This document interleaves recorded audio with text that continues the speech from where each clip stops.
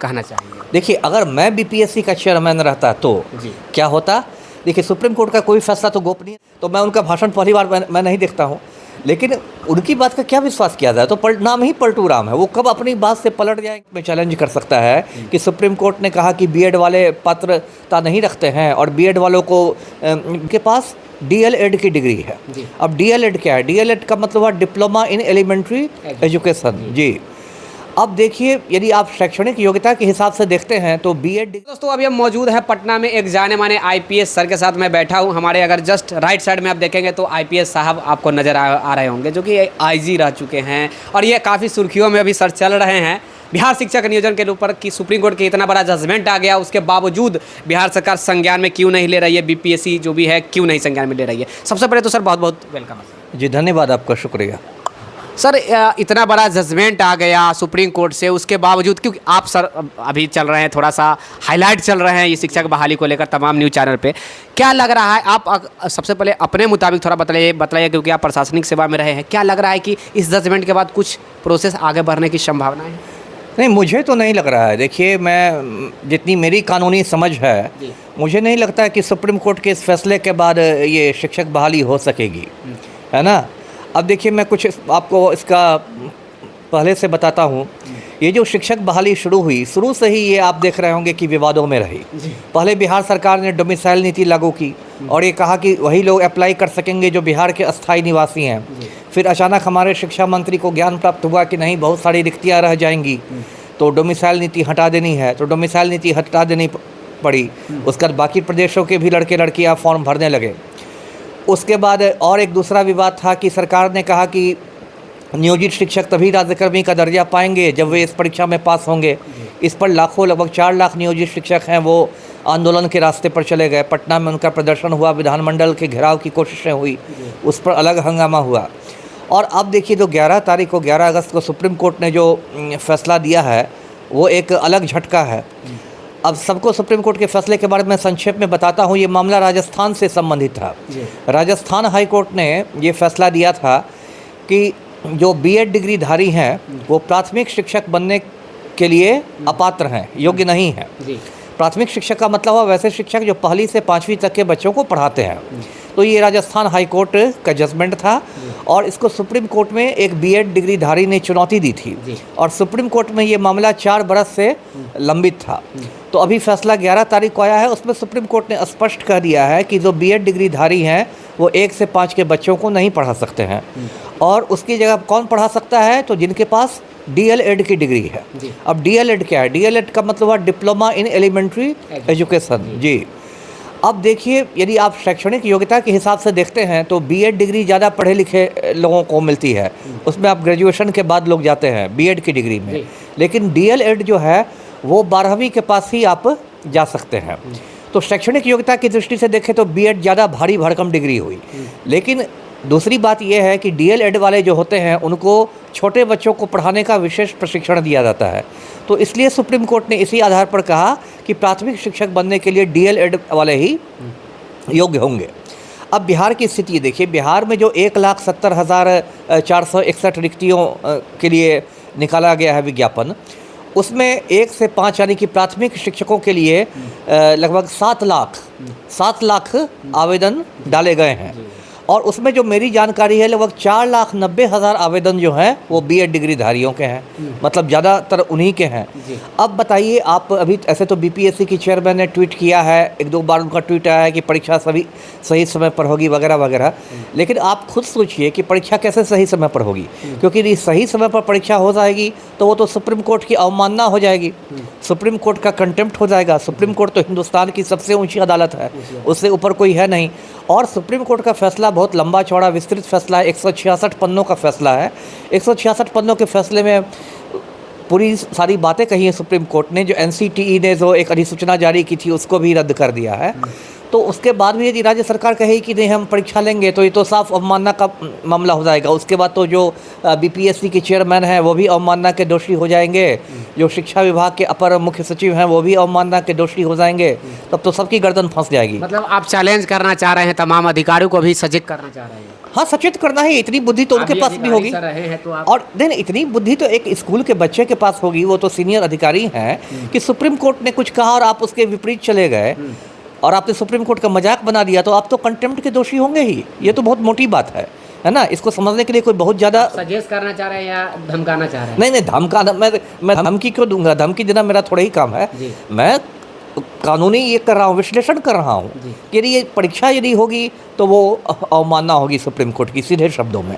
और मान लीजिए आप परीक्षा ले भी लेते हैं किसी तरह से, तो फिर उसका जो परीक्षा फल आएगा, जो रिजल्ट आएगा, उस पर सवाल या निशान लग जाएगा। कोई भी व्यक्ति इसको सुप्रीम कोर्ट में चैलेंज कर सकता है कि सुप्रीम कोर्ट ने कहा कि बीएड वाले पात्रता नहीं रखते हैं और बीएड वालों को बैठाकर उनको भी मेरिट लिस्ट में जगह दे दी गई, तो ये कैसे हुआ?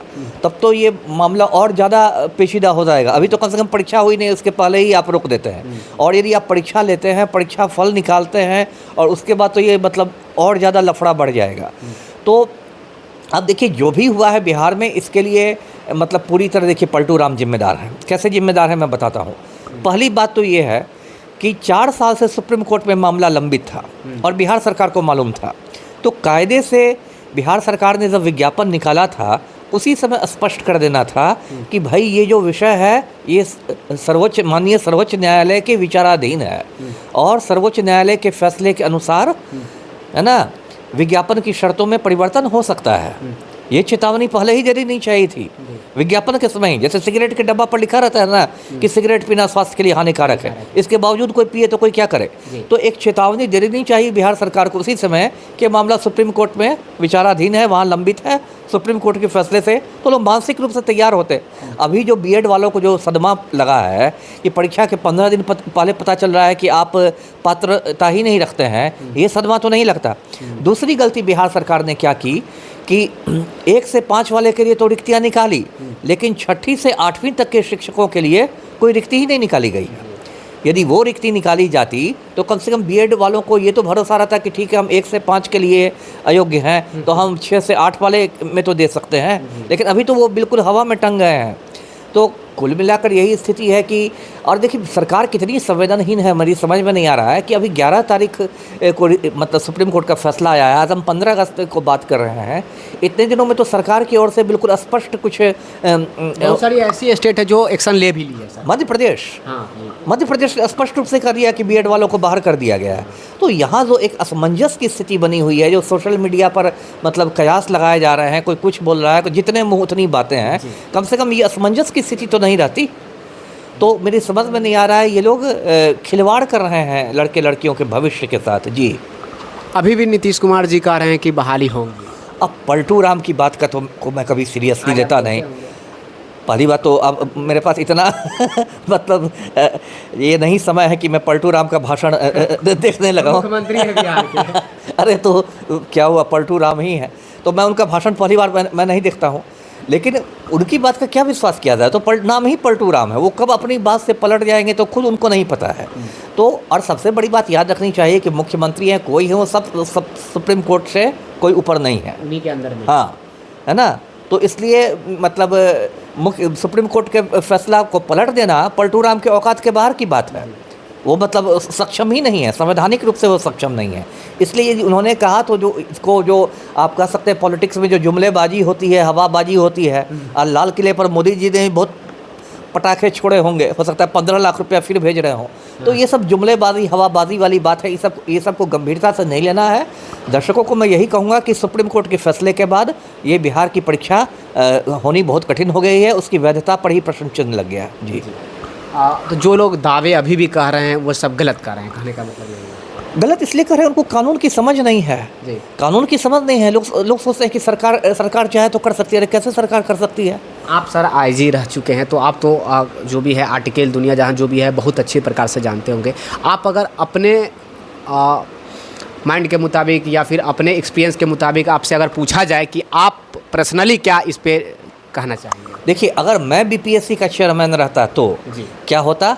देखिए, सुप्रीम कोर्ट का कोई फैसला तो गोपनीय रहता नहीं है, वो सार्वजनिक हो जाता है। सुप्रीम कोर्ट का बाकायदा वेबसाइट है, उस पर फैसला अपलोड हो जाता है। हो सकता है अब तक अपलोड हो भी गया हो 4 दिनों में।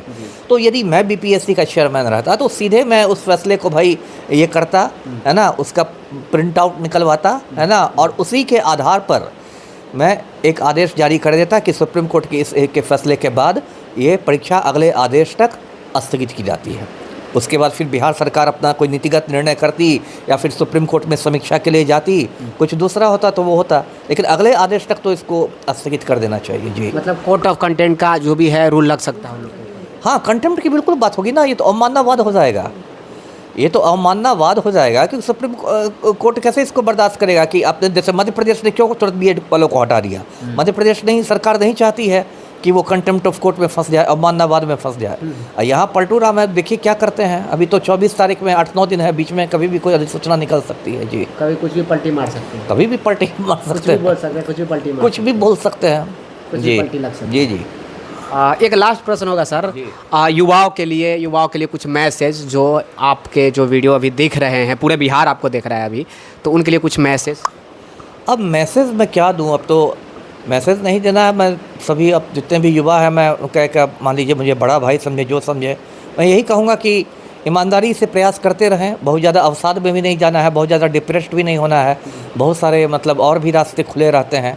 ऐसा नहीं कि एकदम मान लीजिए किसी वजह से ये हो, तो और भी अभी जैसे बीपीएससी की जो सिविल सेवा वाली परीक्षा होने वाली 69वीं, उसकी भी प्रक्रिया चल रही है। बाकी देखिए, कभी भी सारे अंडों को एक टुकड़ा में नहीं रखना चाहिए, क्योंकि वो टुकड़ा गिरता है सारे अंडे फूट जाते हैं। मतलब अपना अलग अलग आपको विकल्प खोल के रखना है।